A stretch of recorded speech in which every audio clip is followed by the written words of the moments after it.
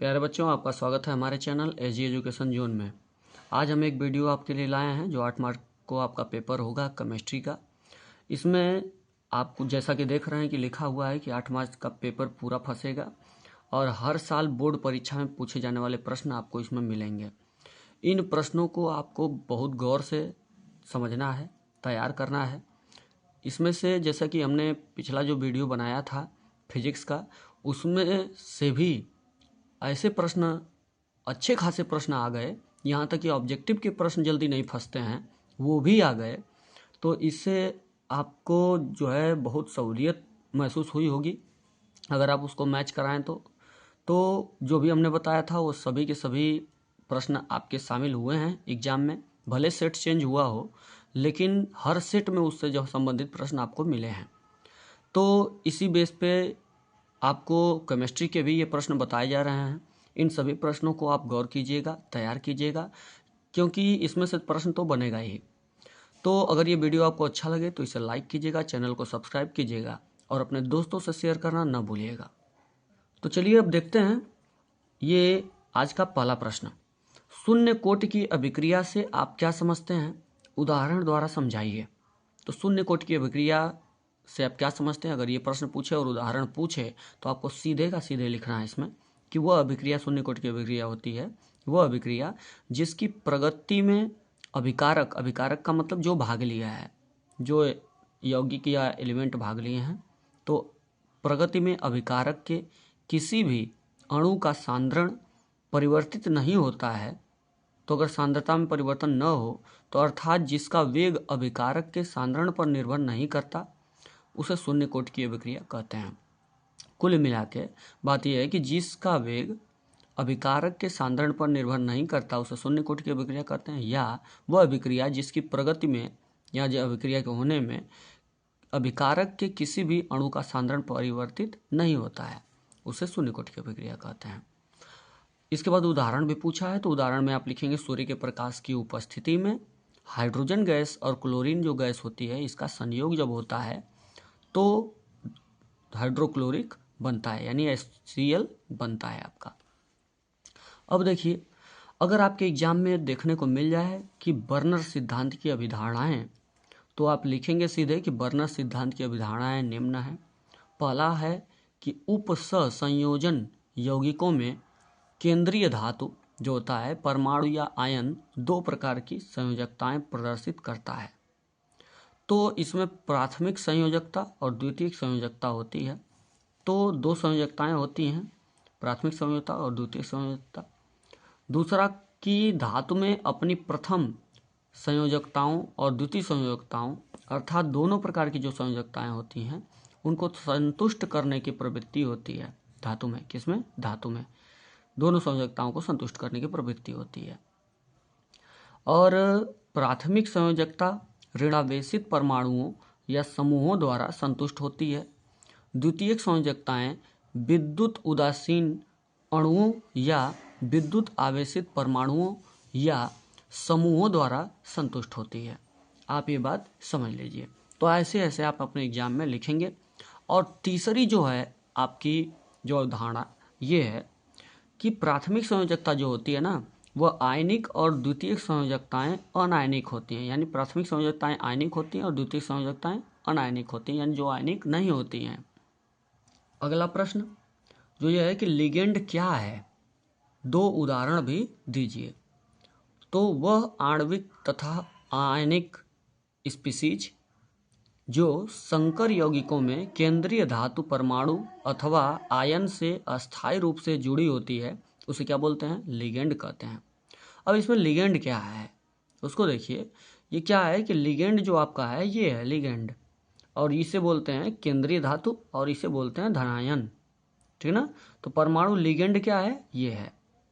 तो इसके बाद फिर इसमें अगर देखा जाए तो इसमें क्या है आपका लिगेंड? NH3, ये आपका लिगेंड है। ये आपका धनायन है, ये ऋणायन है। धनायन ऋणायन। तो इस तरीके से जो ऋणायन होता है वो आपका क्या होता है? आपका लिगेंड होता है। अब देखिए, अगर आपके एग्जाम में पूछ दे कि विलियमसन की संश्लेषण विधि द्वारा डाई एथिल ईथर बनाने की विधि और रासायनिक समीकरण लिखिए, अगर ये आपको एग्जाम में पूछ दे तो ये आपका 2 नंबर या 3 नंबर में आपको पूछता है। तो इसमें देखिए कि ये है कि सोडियम एथॉक्साइड को आप लिखेंगे एग्जाम में कि सोडियम एथॉक्साइड को एथिल आयोडाइड के साथ गर्म करने पर डाई एथिल ईथर बनता है। तो अब क्या है, जैसे देखिए सोडियम एथॉक्साइड ये है आपका, को एथिल आयोडाइड ये है। अब इन दोनों को गर्म किया जा रहा है, हीट देख रहे हैं। तो ये हीट अगर किया जा रहा है इसको दोनों को मिला के, तो क्या होगा कि डाई एथिल ईथर आपका ये देख रहे हैं कि बना, और इसके साथ एडिशनल जो आपके एलिमेंट के तौर पे या यौगिक कंपाउंड के तौर पे NaAI सोडियम आयोडाइड आपका बनता है अतिरिक्त यौगिक के तौर पे। अब देखिए अगर आपके एग्जाम में आपको पूछ दे अगर आपके एग्जाम में पूछ दे कि ल्यूकास परीक्षण क्या है और इसका प्रयोग किस प्रकार के यौगिक को पहचानने में किया जाता है, उदाहरण सहित दीजिए, तो आप लिखेंगे क्या। थोड़ा सा लंबा होता है, एग्जाम में आपके बहुत पूछता है। ये क्या होता है कि यह प्राइमरी, सेकेंडरी तथा टर्सरी यानी तृतीयक, प्राथमिक, द्वितीयक और तृतीयक एल्कोहलों में विभेद करने की अत्यंत सरल विधि होती है। कौन? ल्यूकास परीक्षण। यह भिन्न भिन्न यानी अलग अलग जो एल्कोहल होते हैं उनके ल्यूकास अभिकर्मक यानी सांद्र HCl या निर्जल ZnCl2 के प्रति भिन्न भिन्न गति से अभिक्रिया करने पर आधारित है। किसी एल्कोहल में ल्यूकास अभिकर्मक मिलाने पर एल्किल क्लोराइड बनते हैं, और जिसमें क्या होता है कि जिससे धुंधलापन उत्पन्न होता है। इससे क्या होता है? धुंधलापन उत्पन्न होता है। तो अब देखिए बात क्या है कि जैसे ये आप देख रहे हैं कि एल्किल एल्कोहल है आपका, और ये सांद्र HCl के साथ इसको मिलाया गया है, और निर्जल ZnCl2 की उपस्थिति में जब इसे रिएक्शन कराया जा रहा है तो आपका एल्किल क्लोराइड मिला, और एडिशनल तौर पे यानी कि अतिरिक्त यौगिक के तौर पे आपका H2O मिला। अब इसमें आपको पूछा है कि उदाहरण सही समझाइए। तो कह रहा है कि कमरे के ताप पर टर्सरी एल्कोहल जो तृतीयक एल्कोहल होता है वह तुरंत धुंधलापन उत्पन्न कर देता है कमरे के ताप पर यानी रूम टेम्परेचर पर, और कमरे के ताप पर सेकेंडरी एल्कोहल जो होता है वह 5 से 10 मिनट बाद धुंधलापन उत्पन्न करता है। आगे क्या है कि कमरे के ताप पर प्राइमरी एल्कोहल धुंधलापन उत्पन्न नहीं करते हैं, अतः विलयन पारदर्शक होता है। अगला आपका अगर प्रश्न बन जाए, फिनॉल अम्लीय होते हैं क्यों? फिनॉल क्यों अम्लीय होते हैं? तो आप लिखेंगे कि फिनॉल को जल में घोलने पर यह H+ आयन और फिनॉक्साइड आयन देता है, जो अनुनाद के कारण अस्थायी होता है, और इसलिए फिनॉल अम्लीय गुण प्रदर्शित करता है। यानी अम्लीय गुण प्रदर्शित करने का मतलब आयनों में टूट जाता है। तो ये देख रहा फिनॉल H2O में घोलने पर पानी में ये फिनॉक्साइड आयन यानी कि नेगेटिव और प्लस आयन में टूट गया, तो ये अम्लीय गुण प्रदर्शित करता है। अब देखिए ऐसे आप बना के लिख लेंगे। अब आगे क्या है कि अगर आपके एग्जाम में बन जाए कि डाई एथिल ईथर बनाने की प्रयोगशाला विधि का वर्णन कीजिए और संबंधित अभिक्रियाओं के रासायनिक समीकरण भी लीजिए, तो आप क्या करेंगे कि लिखेंगे कि प्रयोगशाला में die ethyl ether ethyl alcohol के आधिक्य यानी अधिकता में और सांद्र H2SO4 को जब 140 डिग्री सेल्सियस पर गर्म करके बनाया जाता है। किसको? डायथिल ईथर को गर्म करके बनाया जाता है। तो ये क्या है? C2H5OH और H2SO4 है, ये H2 है, ठीक ना। H2SO4 के साथ जब इसे 100 से 110 डिग्री सेल्सियस पर इसे गर्म किया जा रहा है तो एथिल हाइड्रोजन सल्फेट बन रहा है C2H5HSO4 और H2O। और इसके बाद फिर जब इसे एथिल हाइड्रोजन सल्फेट को जब हम क्या कर रहे हैं एथिल एल्कोहल के साथ जब गर्म कर रहे हैं 140 डिग्री सेल्सियस पे, तो ये क्या होता है? एथिल डाईएथिल ईथर में बदल जाता है, ठीक ना। और अतिरिक्त यौगिक के तौर पे सल्फर डाइऑक्साइड ये आपका H2SO4 सल्फ्यूरिक अम्ल आपका बनता है। अब आगे संबंधित जो अभिक्रियाएं हैं उसे भी समझ लीजिए। कभी कभी गुण भी पूछता है। तो ये क्या है कि H2SO4 के साथ अभिक्रिया अगर कराया जाए तो ईथर जो होता है साधारण परिस्थितियों में अम्लों या क्षारों द्वारा जल अपघटित नहीं होता और तनु यानी पतले सल्फ्यूरिक अम्ल के साथ उच्च दाब और उच्च ताप पर गर्म करने पर डाई एथिल ईथर बहुत कठिनाई से एथिल अल्कोहल में जल अपघटित होता है। अब आगे क्या है कि डाई एथिल ईथर जो है वो आपका H2O के साथ जब इसको घोलते हैं, पानी में घोलते हैं और तनु H2SO4 की उपस्थिति में, तो क्या होता है कि एथिल अल्कोहल देख रहे हैं कि आपका बन रहा है। तो ये आपका पहला रासायनिक गुण हुआ। अगला रासायनिक गुण इस डाइएथिल ईथर का आप देंगे कि ठंडे हाइड्रोजन आयोडाइड के साथ या HI के साथ अभिक्रिया जब कराया जाए तो क्या होता है, डाइएथिल ईथर की ठंडे सांद्र ये आपका हाइड्रोटिक अम्ल अगर जो होता है HI से क्रिया करने पर एक अणु एथिल आयोडाइड और एक अणु एथिल अल्कोहल बनाता है। यानी जो आधा ये होगा ये आपका आयोडीन के साथ क्रिया कर लेगा और ये जो H होगा वो आपका अल्कोहल बना दे रहा है। देख रहे हैं, ये आयोडाइड हो गया, ये अल्कोहल हो गया, OH OH हो गया। तो इस तरीके से डाइएथिल ईथर की जब HI के साथ अभिक्रिया कराएंगे तो एक आपका आयोडाइड बनाएगा, दूसरा अल्कोहल बना लेगा यानी OH। तीसरा जो इसका रासायनिक गुण होता है क्या होता है कि एसिटिल क्लोराइड के साथ जब अभिक्रिया कराते हैं डाइएथिल ईथर की अभिक्रिया, जब एसिटिल क्लोराइड से निर्जल ZnCl2 या निर्जल AlCl3 की उपस्थिति में क्रिया करके एल्किल क्लोराइड और एस्टर बनाते हैं। तो जब अभिक्रिया होती है तो एल्किल क्लोराइड और एस्टर बनता है। तो ये देख रहे हैं एथिल डाइएथिल ईथर है और इसकी अभिक्रिया एस्टिल क्लोराइड के साथ जब करा रहे हैं निर्जल ZnCl2 की उपस्थिति में, या इसके जगह पे आप ये भी ले सकते हैं कि AlCl3, तो क्या होगा, तो इसकी उपस्थिति में क्या हुआ कि एल्किल क्लोराइड देख रहे हैं आप, एल्किल क्लोराइड बना और इसके साथ साथ एस्टर बना, ये आपका एस्टर है। तो इस तरीके की बात होती है। अगर आपके एग्जाम में पूछ दे कि ब्लीचिंग पाउडर से क्लोरीन कैसे प्राप्त करोगे, यानी ब्लीचिंग पाउडर से अगर क्लोरीन प्राप्त करना है तो क्या रिएक्शन होता है, क्या सिस्टम होता है, तो आप लिखेंगे ब्लीचिंग पाउडर पर HCl या H2SO4 हाइड्रोक्लोरिक एसिड या H2SO4 सल्फ्यूरिक अम्ल की क्रिया से क्लोरीन गैस प्राप्त हो जाती है।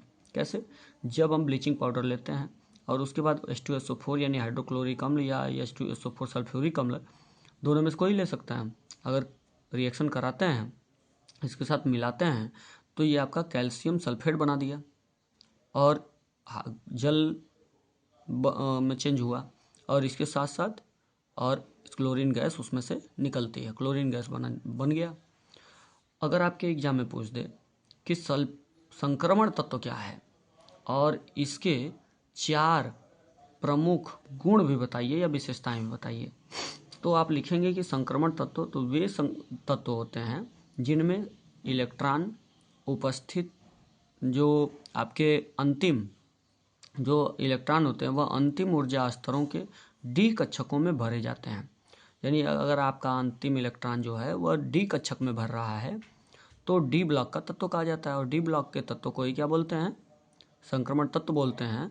और ये डी ब्लॉक का जो तत्व यानी संक्रमण तत्व होता है वह S और P जो ब्लॉक होते हैं दोनों ब्लॉक के मध्य स्थित होता है, यानी बीच में होता है। तो आप जैसे पीरियोडिक टेबल देखेंगे तो ये आपका पीरियोडिक टेबल जैसे ये इस प्रकार का पीरियोडिक टेबल होता है, ये आप देख रहे हैं इस तरीके का। तो ये जो आपका हुआ ये, तो ये आपके S वाले होते हैं, ये P वाला होता है और ये बीच में जो है ये पोर्शन आपके D वालों का होता है।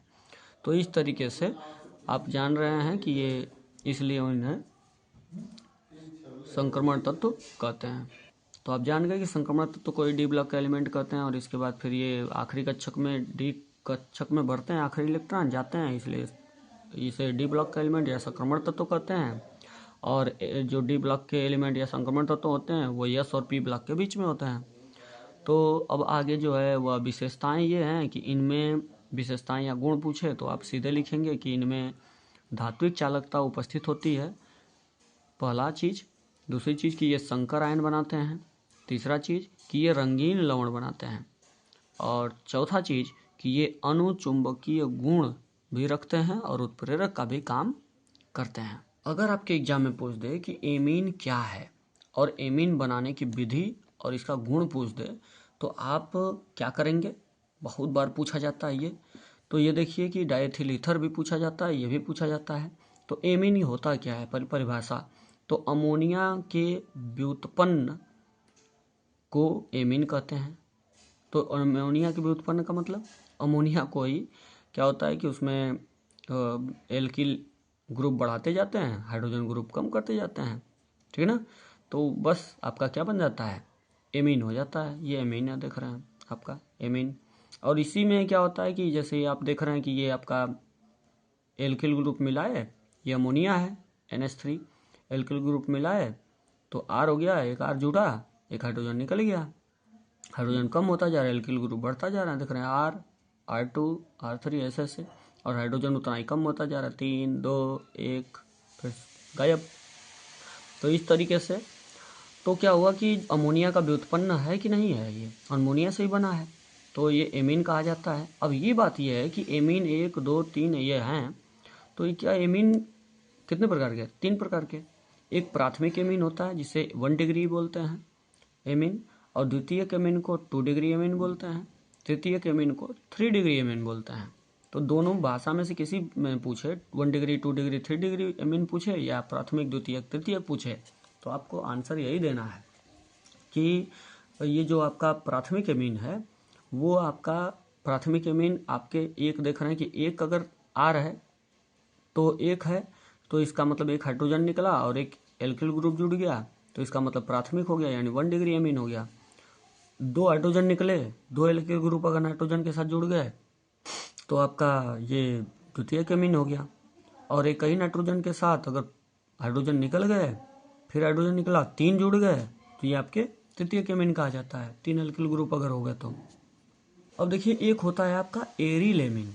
एरिल एमीन में क्या होता है? अगर एक बेंजीन जुड़ा है तो ये हो गया, इसे भी बोलते हैं 2 बेंजीन जुड़ा है हाइड्रोजन की जाने से तो इसे एरिल एमीन बोलते हैं। यानी बेंजीन अगर जुड़ गया तो एरिल लग जाएगा, ठीक है ना। तो 1 डिग्री, 2 डिग्री इसमें भी कर सकते हैं आप। अब क्या है कि एमीन बनाने की विधि क्या होती है? ये तो एमीन हो गया, एमीन के प्रकार हो गया ऐसे वैसे, और एरिल एमीन ये एक्स्ट्रा में आपको बताया गया इसे। तो इस तरीके से अब एमीन बनाने की विधि क्या होती है, एमीन बनता कैसे है? तो हाफमैन ब्रोमाइड अभिक्रिया जो होती है उसके द्वारा क्या होता है, एमीन बनाया जाता है। इसमें होता क्या है? प्रोपेनोमाइड की अभिक्रिया Br2 तथा KOH के साथ कराने पर एथिल एमीन प्राप्त होता है। तो क्या है? प्रोपेनोमाइड की क्रिया Br2 तथा KOH के साथ कराने पर, ये आप देख रहे हैं प्रोपेनोमाइड है, ये होता है उसका इक्वेशन, यानी इसका जो कंपाउंड होता है उसका ये होता है आपका सूत्र, और ये आपका ब्रोमाइड देख रहे हैं आप, और KOH तो आप देख ही रहे हैं पोटेशियम हाइड्रोक्साइड, तो ये आप देख रहे हैं। तो ये तीनों की अभिक्रिया जब कराएंगे तो क्या बनता है? एथिल एमीन बनता है। ये देख रहे हैं आपका एथिल एमीन बना, एथिल, और ये NH2 एमीन आपका बना। और अतिरिक्त यौगिक के तौर पे KBr पोटेशियम ब्रोमाइड, K2CO3, ठीक ना, कार्बोनेट, और H2O जल आपका अतिरिक्त यौगिक के तौर पे प्राप्त होता है। तो कुल हमें बनाना क्या था? एथिल एमीन बनाना था। इसका भी यूज कर सकते हैं, ये बहुत पूछा जाता है, हाफमैन ब्रोमाइड अभिक्रिया क्या होती है, तो इससे भी आप दर्शा सकते हैं, दिखा सकते हैं। एथिल एमीन बनाने के भी ये आपका जो एमीन बनाने के लिए भी आपका यूज में आ गया, तो 2 काज हो गए इसमें। तो दोनों तरीके से इसी को पूछ देगा या तो फिर आपको पूछ देगा ब्रोमीन बनाने के। अगला क्या किसके द्वारा और बना सकते हैं हम एथिल एमीन? कैसे और बना सकते हैं? एथिल एल्कोहल द्वारा।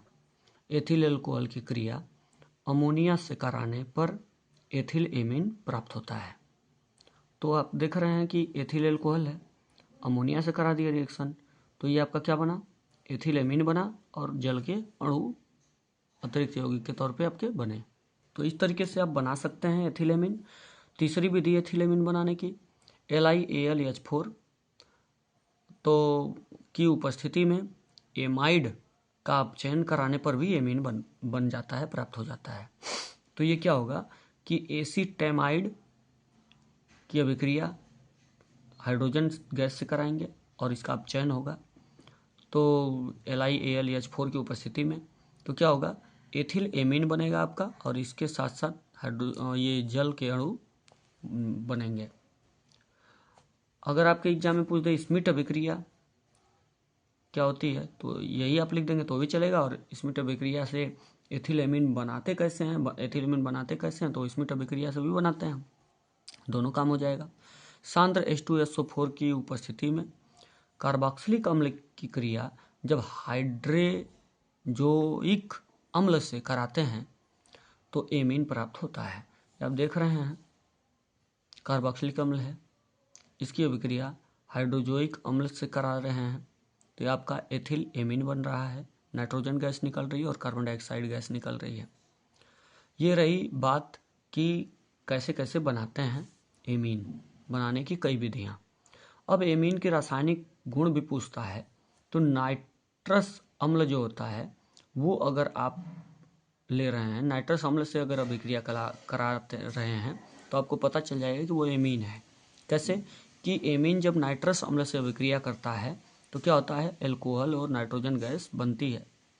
तो सीधी सी बात देख रहे हैं कि एथिल एमीन है, इसकी अभिक्रिया नाइट्रस अम्ल से जब करा रहे हैं तो आपका एथिल एल्कोहल बन गया। तो ये कंफर्म हो गया कि ये है, और इसके साथ नाइट्रोजन गैस भी निकलेगा और हाइड्रोजन, ये आपका जो है H2O यानी जल जो है वो भी आपका प्राप्त हुआ है। अब सुनिए आगे क्या है कि हाइड्रोजन अम्ल से क्रिया जब कराएंगे, तो हाइड्रोजन अम्ल से जब क्रिया कराएंगे तो क्या है कि एमीन हाइड्रोजन अम्ल से क्रिया करके लवण बनाता है, ठीक ना। तो हाइड्रोजन अम्ल से क्रिया अगर करेगा एमीन तो क्या बनाएगा, लवण बनाएगा। तो इससे ये भी पता चल जाता है कि वो क्या है, एमीन ही है।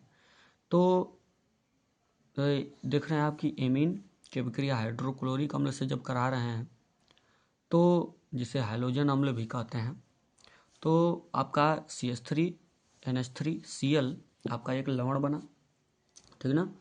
और बात क्या है कि अगर तीसरा क्या रासायनिक इसका गुण होगा, क्लोरोफॉर्म तथा KOS से अगर क्रिया कराया जाए तो ये भी आपके एग्जाम में पूछता है कि कार्बिल एमीन अभिक्रिया बताइए क्या होती है, तो ये भी आप लिख देंगे एग्जाम में तो चलेगा।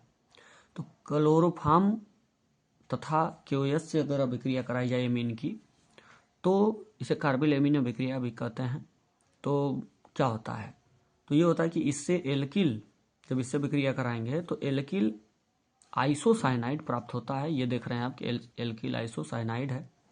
यह देख रहे हैं कि एमीन है, एमीन की अभिक्रिया क्लोरोफॉर्म यानी CHCl3 से कराया गया, और KOH ये पोटेशियम हाइड्रोक्साइड, ये तीनों की जब अभिक्रिया तीनों को मिला के जब कराया गया तो इससे आपका ये आइसोसाइनाइड बना। एल्किल, ये एल्किल है, C2H5 एल्किल हो गया, और NC का मतलब आइसोसाइनाइड, तो ये आइसोसाइनाइड हो गया बना।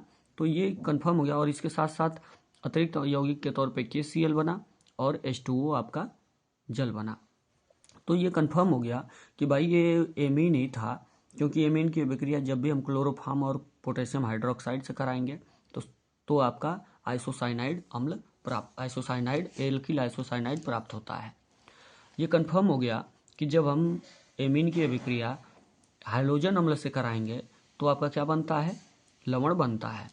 ये कंफर्म हो गया कि यह एमीन ही है, क्योंकि एमीन की अभिक्रिया जब हम नाइट्रस अम्ल से कराएंगे तो आपका एल्कोहल बनता है, यानी एथिल एल्कोहल बनता है, और नाइट्रोजन गैस भी निकलती है। तो इस तरीके से, और ये आपने देखा कि स्मिट अभिक्रिया जो थी, ये भी आपने देखा कि स्मिट अभिक्रिया से आप एमीन प्राप्त कर सकते हैं। ये स्मिट अभिक्रिया नाम से भी पूछ देता है टिप्पणी लिखने के लिए, तो ये भी आप लिख देंगे तो भी चलेगा। एमाइड से आप एमीन प्राप्त करते हैं, इसके साथ साथ एथिल एल्कोहल से भी आप एमीन प्राप्त करते हैं, और हाफ माइंड ब्रोमाइड अभिक्रिया से भी आप एमीन प्राप्त करते हैं। तो ये रही क्या, एमीन प्राप्त करने की विधि और ये रासायनिक गुण। तो ये जो है, जो भी बताया गया अभिक्रिया, चाहे जो विधि बनाने की होती है, ये सब बताया गया।